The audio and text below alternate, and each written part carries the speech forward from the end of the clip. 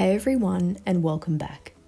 Today I'm going to run you through my 4-day trip to Faro in the south of Portugal. This video is a C1, C2 Advanced English Listening task. As always, the worksheets and games are in the description below. And don't forget to subscribe. Faro is situated in the Algarve region in the south of Portugal, an area that, as you can see, is an absolutely stunning corner of the world. The Algarve stretches across roughly 155 kilometres of south-facing, breathtaking coastline, renowned for its dramatic cliffs and luminous Atlantic waters. I did this solo trip last summer, and honestly, it's one of those gorgeous regions of the world that stays with you long after you leave.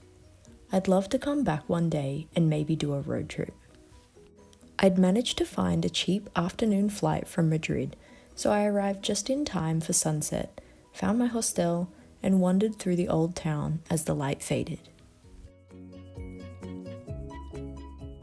The following morning, I went on one of the coolest tours I've ever been on. I booked it ahead of time with Get Your Guide.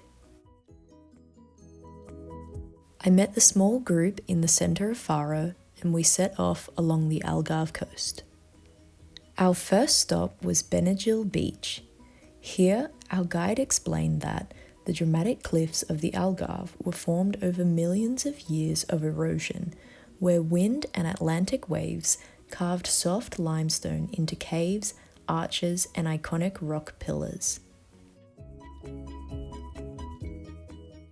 Much of this limestone was originally part of an ancient seabed, which is why you can still find marine fossils, including shells and coral, embedded in the rock. While we were there, I treated myself to a Portuguese custard tart and watched a girl paddleboarding with her dog. I was so impressed by this beach because of the amazing shells everywhere and the cliffs towering over me. Next, we viewed Benagil Cave from above, and soon after we began walking the famous 7 Hanging Valleys Trail. The trail's name comes from the 7 valleys that were once river mouths but are now hanging above the sea due to the fact the coastline has eroded and receded. The views from the trail were truly gorgeous.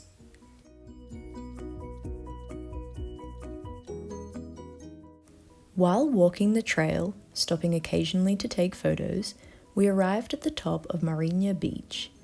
Just above Marinha Beach lies one of the Algarve's most romantic geological photographs. A heart-shaped rock alignment formed by twin arches and a cliff gap. We had some free time at Marinha Beach, and right near the entrance there was a small, secret cave that led to an even more secluded cove.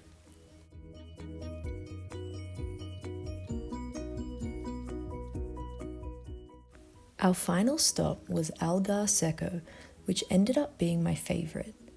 Luckily for me, the conditions were suitable for cliff jumping. It was at this moment I realised I had forgotten to get travel insurance for this trip. And I swear it looks way higher up close, standing on the edge. The water was freezing, but it was such a rush. It took me right back to jumping off the rocks at the beach or in creeks in Australia.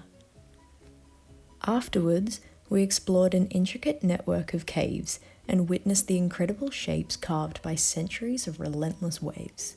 At one point, we even spotted a rock that had been sculpted into what looked like a dinosaur. By the end of this jam-packed day, I was completely exhausted, so I had a quick dinner and went back to the hostel to rest. The next day, I visited the Faro Museum, enjoyed the famous grilled sardines for lunch, and continued exploring the town. In the afternoon, I took the bus to Faro Beach. It was such a beautiful beach, and again it reminded me of the long, sweeping, unoccupied beaches of Australia. I walked for hours, diving in and out of the dumping waves trying to find shells. They were enormous. After soaking in a beautiful sunset, I headed back to the hostel to relax and have dinner. On my last day, I took the ferry to Deserta Island. As the name suggests, it really is pretty deserted, so I packed my own snacks and enjoyed the journey. Once I arrived, I spent more time collecting shells since the waves were far too powerful for swimming. I found some of the largest shells I've ever seen in my life. If I hadn't been traveling with carry-on only, I probably would have taken 50 with me. I left Faro that afternoon with a strong desire to return sometime in the future. The Algarve scenery was extraordinary, and the people were friendly and hospitable. One day I'd love to come back, stay longer, and explore even more of this remarkable region.